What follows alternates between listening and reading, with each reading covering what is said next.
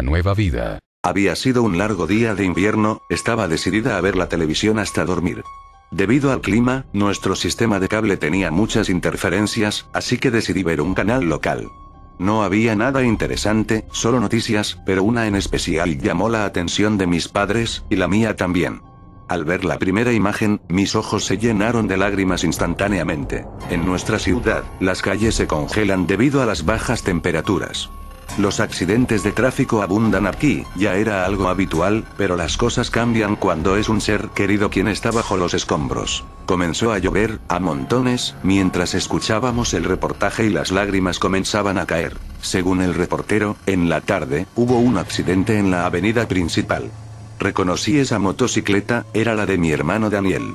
Él se había peleado con mis padres esa tarde, así que salió de la casa, se subió a su motocicleta y arrancó, a toda velocidad. Tuve un mal presentimiento, pero no le di importancia, ellos siempre peleaban. Entonces, el teléfono sonó. Mis padres lo cogieron rápidamente. Era la policía llamando para que fueran a recoger el cuerpo de mi hermano, quien tuvo un horrible accidente por ir a exceso de velocidad. Comencé a llorar, no podía parar, el dolor me carcomía viva. Quería ir con ellos, pero ellos me dijeron que no estaba preparada para algo así. Me quedé sola.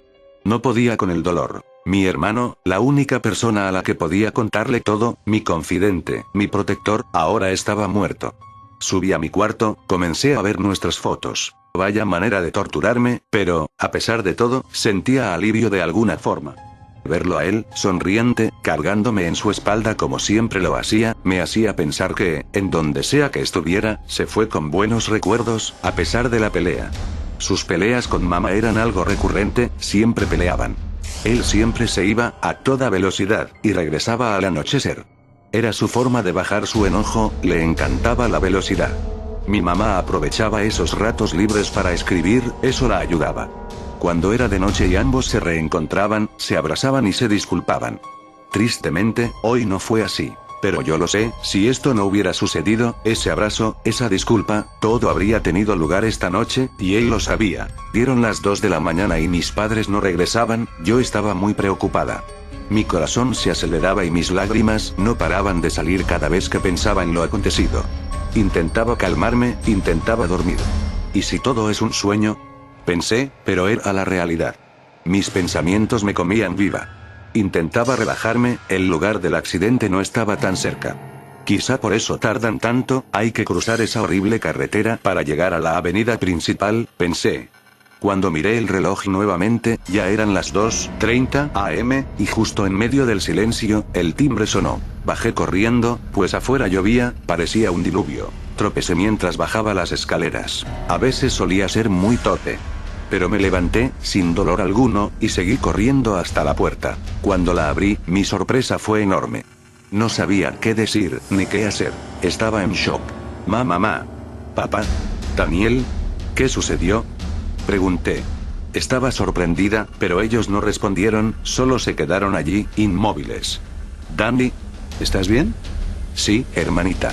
Tranquila, todo está bien, respondió. Su voz se escuchaba más serena, muy diferente. Papá. ¿Cómo? Tartamudeaba. Estaba nerviosa, confundida.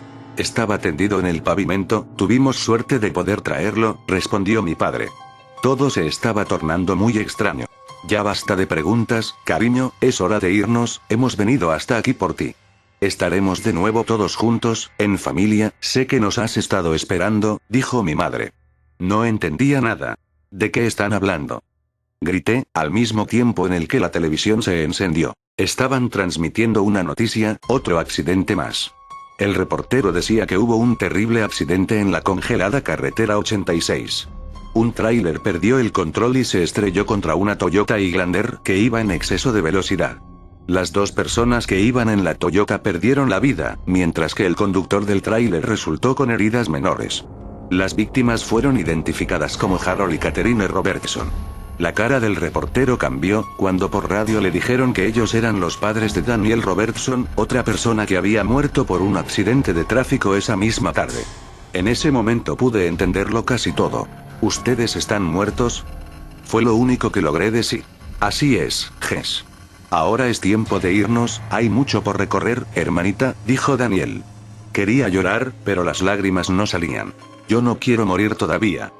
Grité. Estaba muy asustada. Cariño, no te llevaríamos si no estuvieras muerta todavía, respondió mi madre, al mismo tiempo que señalaba a las escaleras. Volteé, y todo comenzaba a tomar sentido. Estaba allí, tendida en el suelo. Mi cabeza estaba abierta, sangrando, en el filo del último escalón. No pude soltar ni una palabra, tampoco pude llorar, realmente no podía sentir nada. Mi cuerpo estaba a unos metros de mí. Pálido, sin moverse. Era una pesadilla. Después de eso, mi madre me dijo que era hora de irnos. Mi hermano hizo lo de siempre, se dio la vuelta y yo me subí a su espalda. Pude ver la felicidad en su rostro, pues estábamos todos juntos de nuevo, listos para vivir una nueva vida. En la frontera de la muerte. El rostro lo tenía embarrado de tierra y sudor, este último a causa de un gran esfuerzo constante que él le administraba a cada centímetro de su casi etéreo cuerpo debido al cansancio. Su lucha se había vuelto constante, había sido llevado a los límites de lo inimaginable en la batalla por su supervivencia contra aquellos amorfos cuerpos que alguna vez albergaban almas. Sin embargo, su supervivencia no se debía a su fortaleza, suerte o algún azar del destino. Al contrario, era débil y cobarde. Esta situación le era demasiado incómoda, pero ¿qué más podía hacer? Un día, simplemente despertó. Le palpitaba la cabeza. Fue el dolor de cabeza más insoportable y persistente que había sufrido durante su corta vida. Le recordaba a un día después de una noche de borrachera y excesos. Sin embargo, de alguna extraña manera, eso lo había salvado, aunque no lo sabía aún. Algo lo tuvo que interrumpir en su estado de despertar, pues un nauseabundo olor lo había sacado de sus laureles. No pudo detectar cuál era la causa de ese aroma tan pestilente y nauseabundo, puesto que la habitación en la que residía estaba sumergida en un espacio tan negro y tan oscuro que él llegó a preguntarse si estaba ciego. El pánico corrió por sus venas de inmediato. El rostro empezó a transpirar fríamente, aportando al ambiente un poco más de pesadez. Guiado por el miedo, empezó a caminar hacia el respaldo de la cama, que lo había guarecido, junto a sus sábanas, del frío calante en el ambiente. Y encontrando la primera pared, caminó guiado por el único sentido que le servía fielmente, el tacto. Al poco tiempo, se encontró con una superficie lisa, la cual de inmediato identificó como una ventana corrediza, y jaló de ella con la esperanza de tener intacta la vista. Para su tranquilidad, y respirando con un aire más ligero, su suposición era falsa. Y lo primero que vio fueron unos barrotes a modo de protección de ladrones y hurtadores, para posteriormente contemplar un patio pequeño de una casa, lleno de plantas, de baratijas y otras cosas sin mucha importancia. Ignoró todo eso para investigar por qué la ventana no dejaba pasar la luz, y para su sorpresa, esta estaba pintada y cubierta de pintura negra. No entendía muy bien por qué se encontraba así la ventana, por lo que dio media vuelta para ver su entorno, y para su gran sorpresa e impacto, encontró el cadáver de una mujer un poco mayor que él, aparentemente. Y su estado de putrefacción había logrado que su rostro fuera casi irreconocible para él. Y nuevamente sintió ganas de devolver la tripa, esta vez sin contener todo lo que albergaba su estómago, dejando caer bilis a su lado. Aunque, extrañamente, cuando contempló el cadáver por segunda vez, sintió una serie extraña de sentimientos. Atracción, tristeza, confusión, miedo, compasión y finalmente la más poderosa, el sentimiento de creer que la conocía de algún lado. En su vientre yacía una mano putrefacta, que a su vez contenían un arma que no supo reconocer por la tenue luz, y una carta, la cual tomó con cuidado. Con rechazo, la comenzó a leer. Mi querido Vic. Sé que lo que haré va en contra de mis principios, valores y sentimientos. Me da una pena tan solemne y desastrosa hacerte esto, pero me vi obligada a hacerlo, y cuando despiertes, lograrás ver mi nuevo estado. Pero antes, me expiaré de cometer mi destino. 5 años atrás, tuvimos un accidente automovilístico. Yo, por fortuna, salí casi ilesa, sin embargo tú no lograste tener suerte, pues tuviste una grave contusión que te dejó inconsciente y entraste inmediatamente en coma, que irónicamente, nos mantuvo por vida mucho tiempo. Y además, te salvó a ti. Ya en el hospital y después de la cirugía de reconstrucción facial, no te preocupes, las cicatrices ya casi desaparecieron, aunque puedo decir que ahora tienes una gran cicatriz a lo largo de la cara. La doctora encargada me dijo que estaba segura de que saldrías del coma pronto. Aunque estos 5 años fueron en realidad los 5 años más largos de mi vida. Sin embargo, no tuve más remedio que ser fuerte y esperar a que despertaras. No hubo día en el que yo no te visitara al hospital, en el que yo no derramara una lágrima por ti. Sé que despertarás pronto, pero cuando lo hagas, tu mundo se caerá. Junto con el mío. Pero bueno, ahora va la segunda noticia mala. Hace poco me enteré de una epidemia que dejó a millones de muertos en el país. No se sabe aún la causa de esta extraña epidemia. Y por más raro que parezca, algunos ni siquiera morían del todo, sino que al final sufrían una clase de esquizofrenia o locura que los llevaría a atacar a quien se les acercara. Gracias a esto, los hospitales se empezaron a abarrotar de gente, y cada cuarto era puesto en cuarentena. Pero aún así no sobró la ocasión en que algún paciente antiguo destruyera la puerta y tuvieran que anestesiarlo. No obstante, muy pronto empezaron a adquirir inmunidad a las drogas, y estas, en vez de dormirlos, los enojaban más. Fue entonces cuando la doctora en jefe te dio de alta y te envió a casa a mis cuidados, y con todo el material necesario para tu supervivencia. Esta acción fue la más generosa que pudo tomar, pues si no hubiese hecho esto no sé si estaríamos aquí aún. Las calles se habían atestado de gente con miedo y empezaron a robar, asaltar, violar y matar a otra gente, con tal de poder sobrevivir. Muy pronto, me encarcelé contigo y con Luis, para poder pasar aquí unos cuantos días, hasta que se calmara la situación. Cosa que nunca sucedió. Y gracias a esto, de grata manera, Luis se ofreció a instalar unos barrotes a modo de protección en las ventanas y puertas, los cuales nos salvaron durante un tiempo, pero más adelante entenderás por qué. Una semana después, hace 28 semanas atrás, empezaron los terribles acontecimientos. Gracias a los medios informativos nos enteramos de que esta enfermedad estaba matando a la gente, y el gobierno, al no poder controlarla, pidió ayuda a otros países. Una empresa autorizada respondió a nombre de Francia. Esta empezó a crear una cura llamada Neurotonin, que era un prototipo, pero al parecer falló, pues se aplicaron a sujetos de prueba y nunca se supo qué le pasó al grupo. Esta compañía, llamada Secronom, parecía ser totalmente innovadora y casi milagrosa, puesto que una semana después ya tenían la línea de Neurotonin 2, 3 y 4. Una por mes. La N2 fue un total logro. Poco después de las pruebas ya se habían creado millones de copias para combatir el virus, que fue un éxito.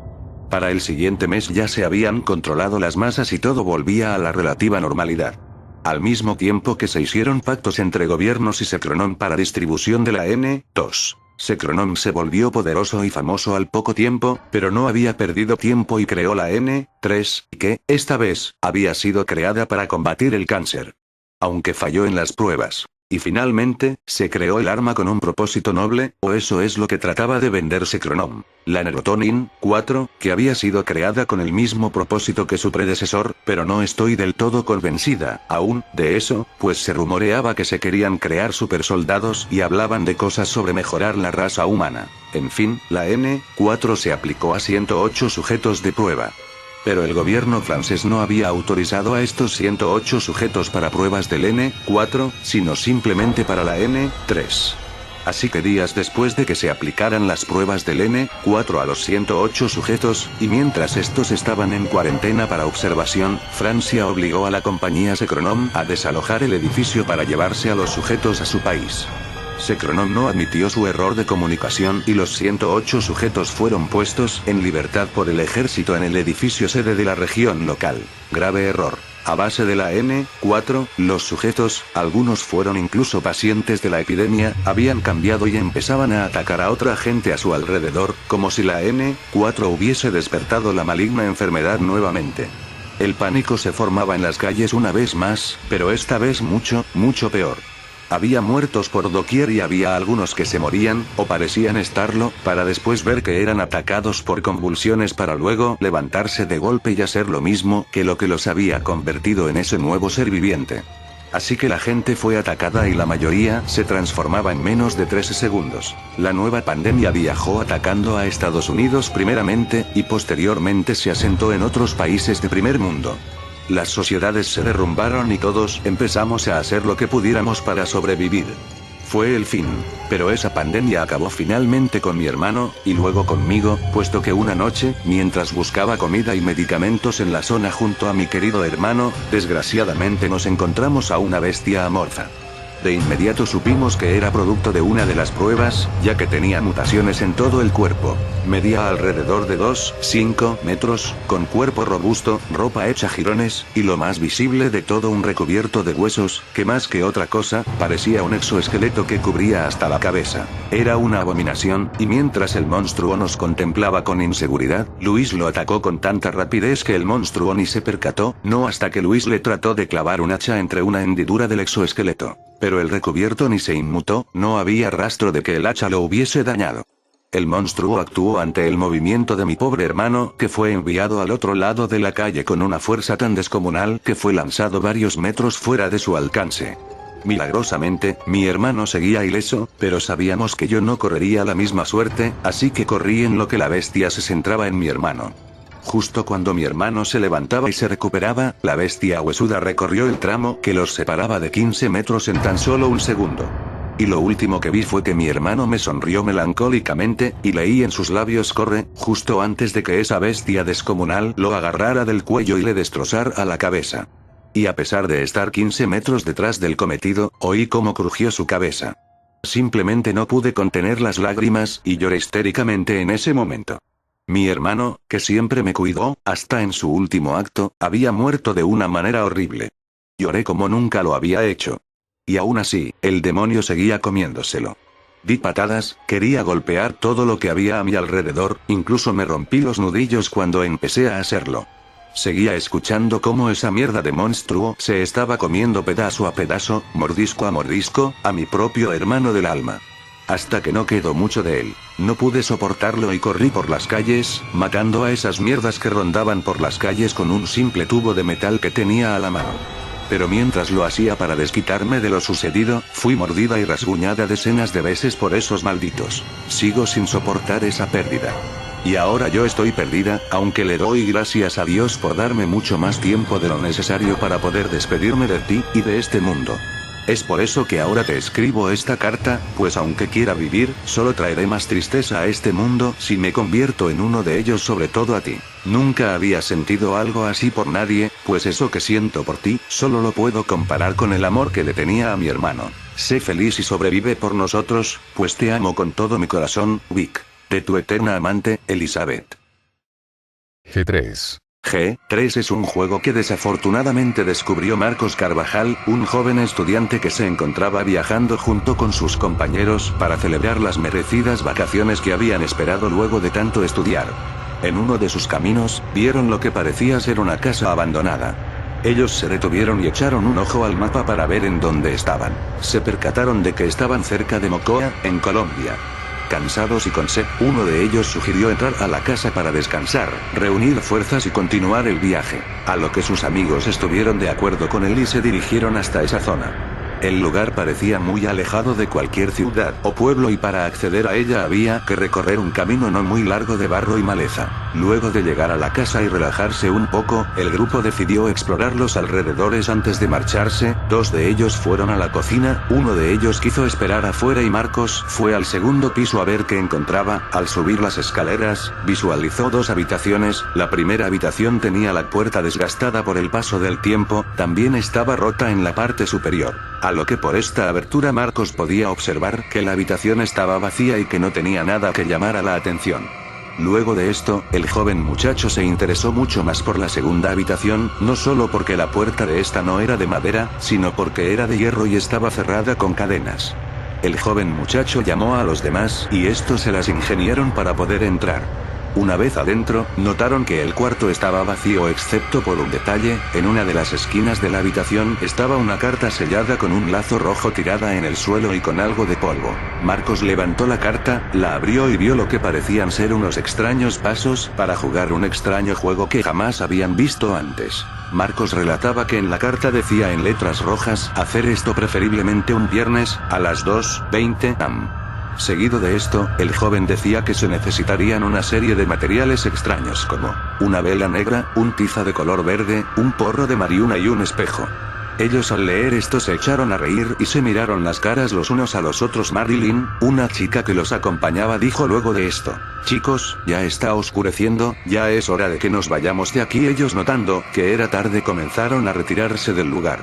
Marcos dejó la carta donde la había encontrado, pero Marilyn notó que él había dejado la carta y sin que nadie se diera cuenta la tomó y se fue junto a ellos. Al día siguiente Marcos llamó a sus amigos para ir al cine y solo 3 de ellos le responden.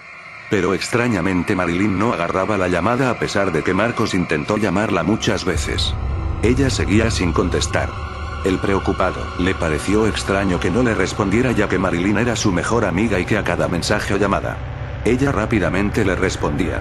Marcos decidió ir a su casa pero cuando llegó, vio a los padres de Marilyn llorando y lo peor es que él vio a su querida amiga inconsciente en una camilla. Marcos desesperado, intentó entrar en la ambulancia pero no se lo permitieron. Los padres de Marilyn aunque angustiados lo invitaron a tomarse un refresco y él estando con muchas dudas aceptó. Marcos, sentado en la sala se encontraba muy pensativo mientras la madre de Marilyn llegaba con el refresco, él rompiendo el silencio preguntó directamente. Marcos, ¿qué fue lo que pasó? ¿Por qué Marilyn está así? Madre de Marilyn, echándose a llorar no sé lo que pasó, esta mañana cuando fui a despertarla para desayunar, la cama estaba ensangrentada, ella estaba golpeada y su cuarto muy desordenado. No sé lo que pasó. Marcos, con cara de preocupación, se dirigió a la habitación de Marilyn y notó que su cuarto estaba completamente destruido. Buscando algo que pudiera darle alguna explicación de lo que había pasado, el joven se da cuenta que encima de la cama, junto a unos vidrios estaba la carta que él había dejado en la casa abandonada. Él nota que parte de la carta está ensangrentada y dudoso sale de la habitación, baja las escaleras y le dice a la madre de Marilyn que irá al hospital a visitarla. Al llegar al hospital, él pregunta en la recepción por Marilyn para luego de esto, ir a buscarla a su habitación. Cuando Marcos abre la puerta, se da cuenta que su amiga Marilyn está despierta pero con una cara de terror absoluto. Marcos se pone frente a ella, la sujeta suavemente y comienza a platicarle. Marcos, Marilyn. ¿Quién te hizo esto, Marilyn? Marilyn. Marcos, con cara de preocupación se altera. Respóndeme, Marilyn, dime algo. Marilyn, con una mirada vacía observa detenidamente a Marcos. Marcos quema la carta. Marcos, no te entiendo, Marilyn, ¿qué ocurrió? ¿Quién te lastimó? Marilyn, ella echándose a llorar solo comenta fue Gustavo.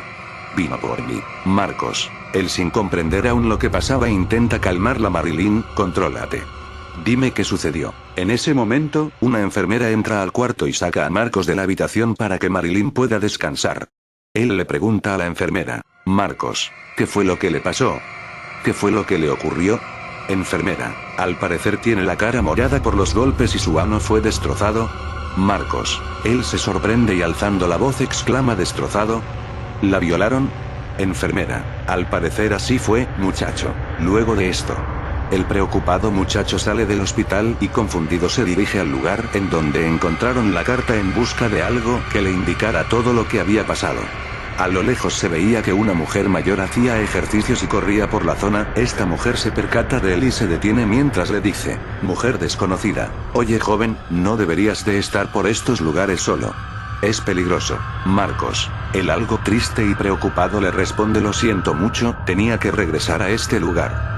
Mi amiga está grave en el hospital por una carta que encontramos en este lugar. Mujer desconocida, ella alterada le responde. ¿Una carta? ¿Una carta que tenía un sello rojo? Marcos, con cara de asombro él le responde sí, ¿cómo sabes de esa carta? Mujer desconocida, la mujer, preocupada, alterada y furiosa le reclama debes de deshacerte de esa carta ahora. Marcos. La mujer le dice que se llama Verónica y le explica que hace unos años, en esa casa abandonada vivía un sujeto llamado Gustavo, era aislado, solo y no socializaba con nadie. Había sido arrestado porque en su computadora registraron material pedófilo y según la policía, habían encontrado temas de chat en donde los hostigaba y convencía a niñas para que fueran a su casa. Al pasar los años una vecina se percató que en esa casa olía a podrido, cada día que pasaba el olor se hacía más intenso, hasta el punto que los bomberos decidieron entrar para ver el origen del olor y lo que consiguieron fue a el sujeto llamado Gustavo muerto encima de un sofá, con un porro de marihuana en su mano y un frasco de anfetaminas en la otra. Al parecer había muerto por sobredosis ya hace días. El tiempo transcurrió y mis amigas y yo habíamos tenido este lugar para jugar el escondite o veníamos para hablar de chicos, en una de nuestras reuniones. María, una de mis amigas, Encontró esa carta dentro de una gaveta. Abrimos la carta y notamos lo que parecía ser algunas instrucciones de un juego que indicaban tener encendida una vela un viernes a las 2:20 am, mientras que estuviéramos frente a un espejo. Escribiéramos en el nombre de Gustavo 3 veces y cerráramos los ojos. Yo me asusté y aunque se burlaban de mí decidí irme del lugar. En ese momento Marcos curioso le pregunta, ¿qué es lo que había ocurrido luego? Verónica agachando su cabeza lo mira algo triste y le dice, al día siguiente, mi mejor amigo Fernando había muerto. Lo habían encontrado con la cara cortada y sin rostro en su cuarto. Y mi amiga María, fue violada forzosamente en la noche. Ella recibió terapia y cuando recuperó la compostura le pregunté qué había pasado esa noche que jugaron ese juego. Ella solo me miró y me preguntó, ¿crees en la vida después de la muerte, Verónica? Yo algo confusa le dije que sí, que era posible. Luego de eso me miró fijamente y me dijo, Gustavo no se fue al otro lado, está aquí para seguir haciendo sus malas mañas, para abusar y seguir haciendo sus maldades desde el más allá. Yo algo confundida, reí irónicamente y le dije, María, Gustavo murió, él ya no está aquí. En ese momento María me interrumpió y me gritó diciéndome, era él. Era él. Nosotros lo invocamos al escribir su nombre en el espejo 3 veces. Luego de eso nos reímos porque vimos que todo era una farsa, pero al darnos la vuelta se encontraba en un rincón oscuro un sujeto que medía como 2 metros, tenía una bolsa de papel en su cabeza con 2 hoyos que emitían una luz roja en donde deberían estar sus ojos, y en su mano derecha tenía un cigarrillo encendido.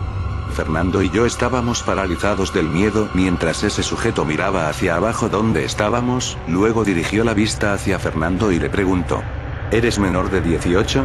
Miré con miedo a Fernando y vi que temblaba mucho del miedo, pero gagueando respondió, no señor, tengo 20. En ese momento miré al sujeto alto y exhaló su humo de cigarrillo mientras decía, tú irás a mi colección. Al terminar de decirle eso a Fernando, el sujeto se abalanzó rápidamente encima de él y comenzó a arrancarle el rostro. Podía escuchar los gritos de terror de mi amigo, pero no podía ayudarle. Estaba aterrada por lo que veía y noté que mi amigo ya no se movía, no gritaba más. También veía que el sujeto guardaba la cara de Fernando en una bolsa y después que la guardó se levantó y me miró mientras me preguntaba, ¿eres menor de 18? Al ver lo que mi amigo había dicho y cómo terminó todo, respondí lo contrario para ver si me dejaba ir, le mentí y le dije, sí, tengo 17 años. En ese momento se rió un poco y me dijo, serás el sustento que me rejuvenecerá. Al terminar de decir eso, se me abalanzó encima, me quitó la ropa forzosamente y me violó. Luego de eso perdí el conocimiento y solo recuerdo que estaba ensangrentada y acostada en el hospital. Marcos, al terminar de escuchar el relato de Verónica, se levantó y sorprendido caminó hacia la casa abandonada. Verónica lo miraba y le preguntó, Verónica, ¿a dónde vas, chico? Marcos, sé que Marilyn estará bien. No creo en cosas paranormales, pero no me arriesgaré a comprobar esto. Sé que con el tiempo ella y yo podremos superar esto. Pero me aseguraré de que ninguna otra persona vuelva a pasar por esto jamás. Se dice que Marcos escondió la carta en la misma zona de ese lugar. También se dice que en la carta existen 2 pasos más que el invocador debe realizar para que Gustavo aparezca totalmente. Según algunos pobladores de la zona, confirman que no es más que una leyenda de la localidad, pero sea cierto o no, a veces es mejor no comprobar las cosas por nuestra propia seguridad.